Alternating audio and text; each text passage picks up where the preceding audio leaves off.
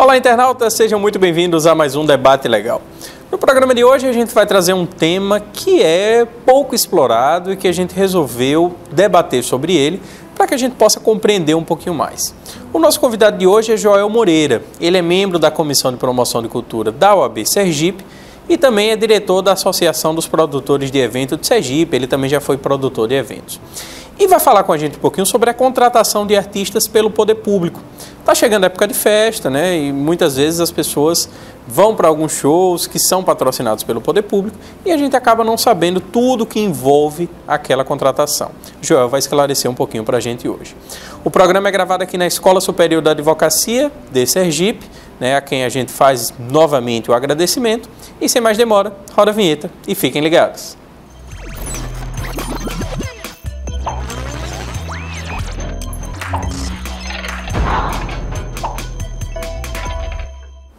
Olá, internautas, sejam muito bem-vindos a mais um Debate Legal.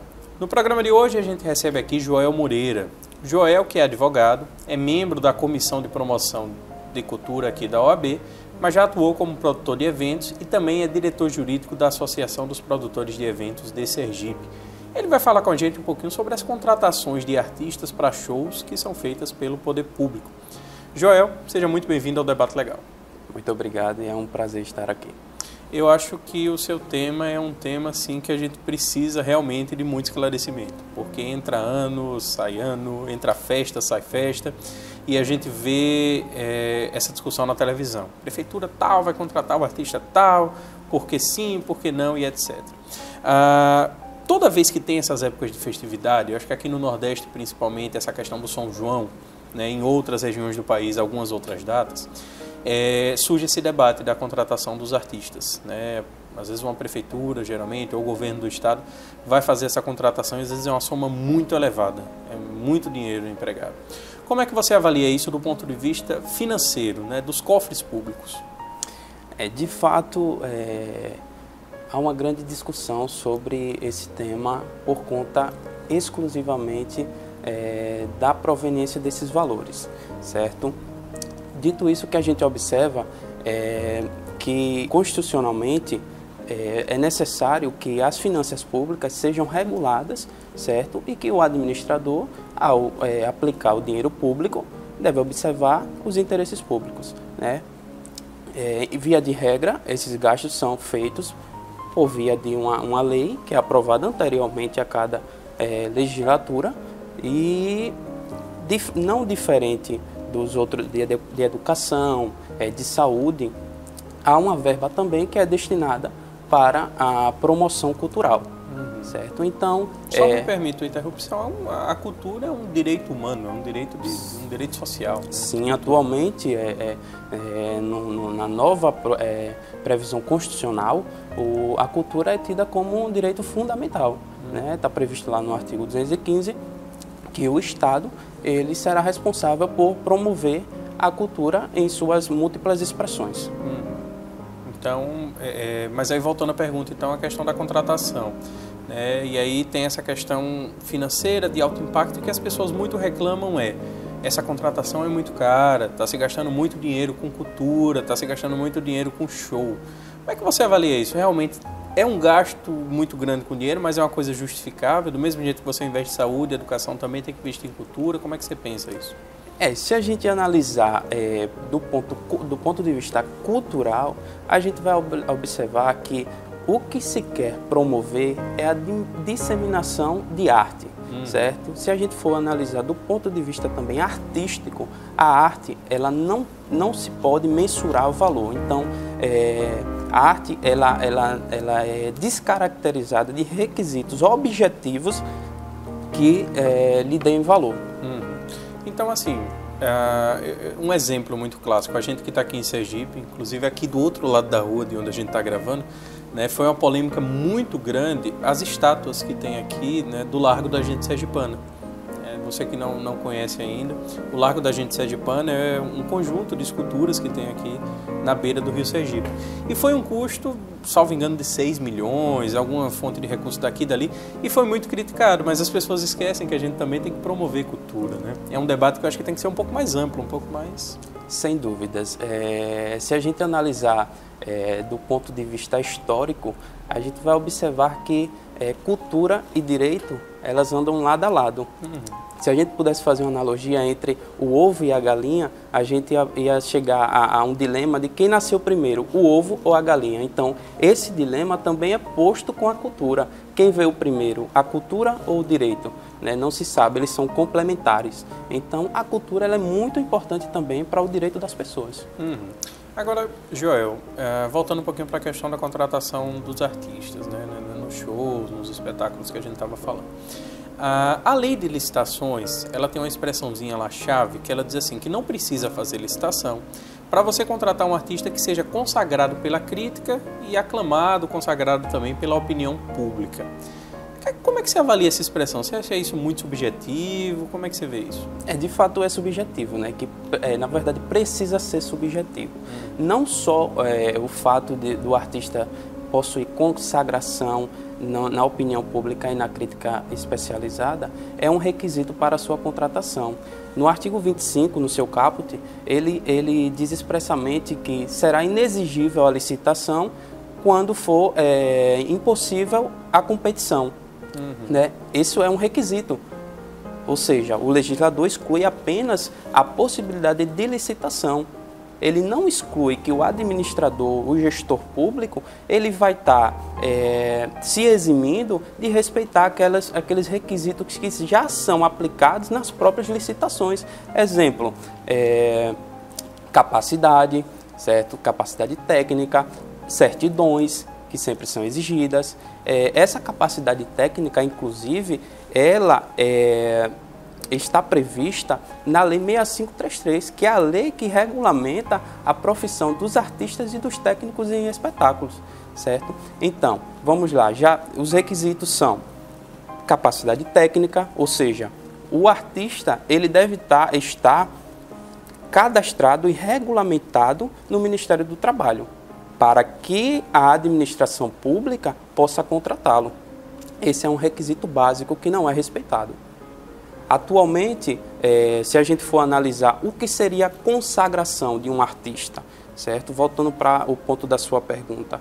A consagração de um artista, ela se dissemina no tempo e no espaço. Ou seja, um artista que é consagrado aqui em Sergipe pode não ser no Rio de Janeiro. Lá no Rio de Janeiro não haveria requisito suficiente para a administração pública contratar esse artista. Outro requisito é a consagração no espaço. Um artista que é consagrado hoje na crítica especializada, ele pode não ser daqui a 2 meses. Então, daqui a 2 meses não haveria requisito suficiente para a administração pública contratá-lo. Outro ponto é aquele que volta para a sua primeira pergunta, né? O requisito que atenda às necessidades do município no ponto de vista das finanças públicas. Ou seja, um município que não tenha capacidade suficiente de arcar com aquela contratação, não poderia fazer, do ponto de vista da moralidade pública, essa contratação. Então, apesar de ser importante, de ser essencial você promover cultura, mas é aquela questão de prioridades. Né? De prioridades.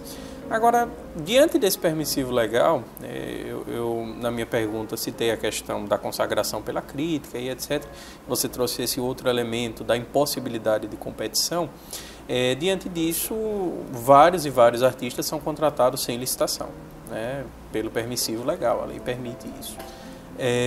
Mas acontecem algumas situações esdrúxulas, e isso assim, eu não sei a frequência, você que está na área pode até esclarecer um pouco melhor. Mas a gente já viu, eu pelo menos já vi situações em que um artista ele é contratado para um show na localidade X por um valor Y.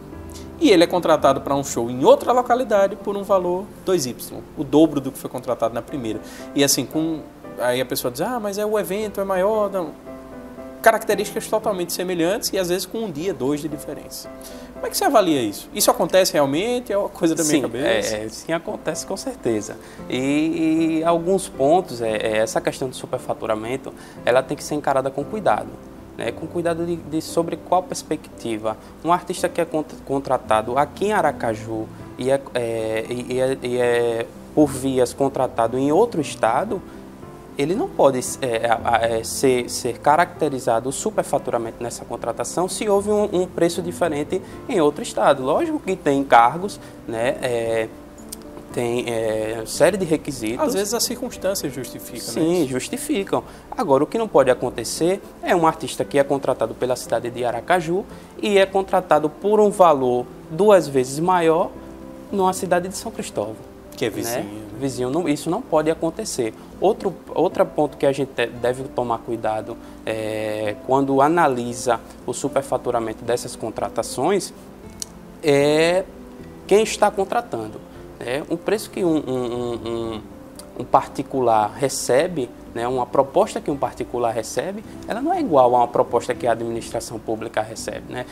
Nós acabamos de discutir o ponto das finanças públicas. A administração pública, por vezes, ela não respeita o pactuado, ela não faz o pagamento de forma devida.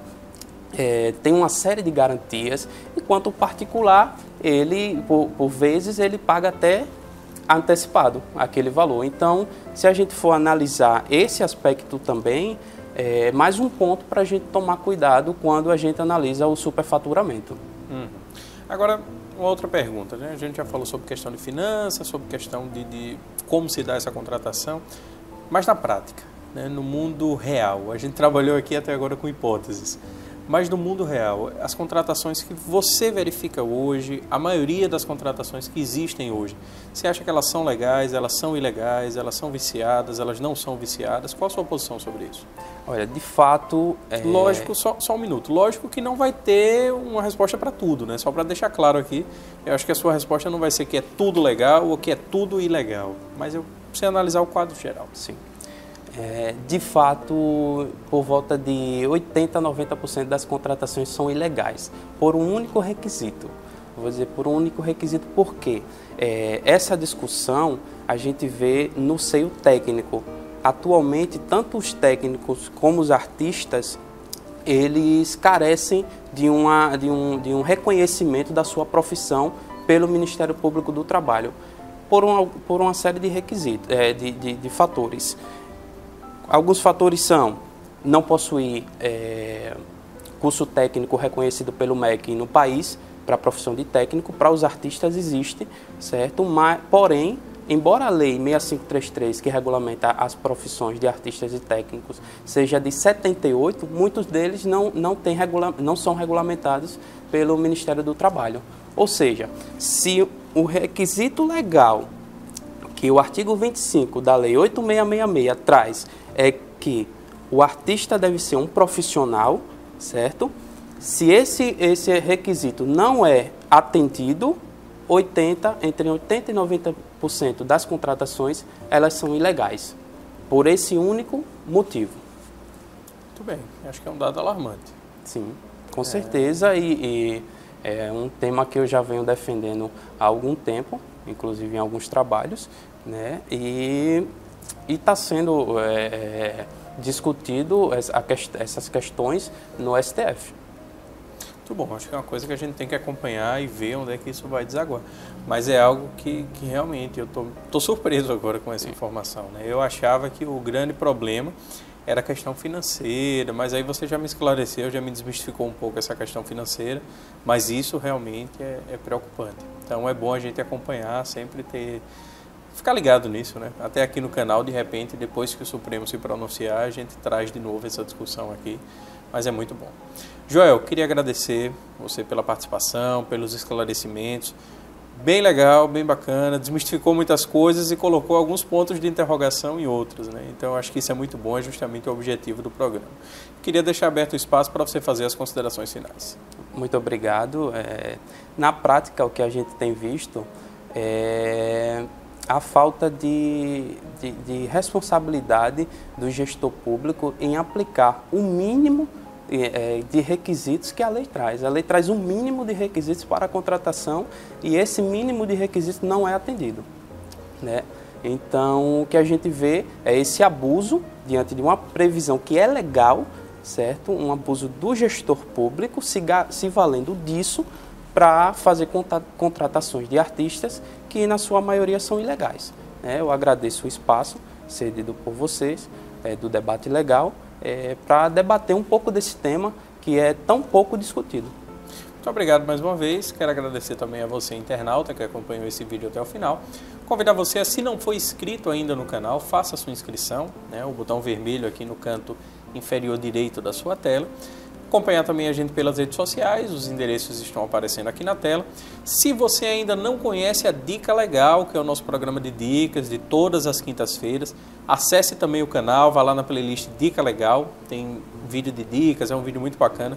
Toda quinta-feira às 10 horas sai vídeo também. E é isso. Agradecer mais uma vez. Joel também colocar o Debate Legal à disposição. Se você tem alguma opinião sobre o tema, comente aqui nesse vídeo para a gente debater junto. É isso aí, muito obrigado e até a próxima.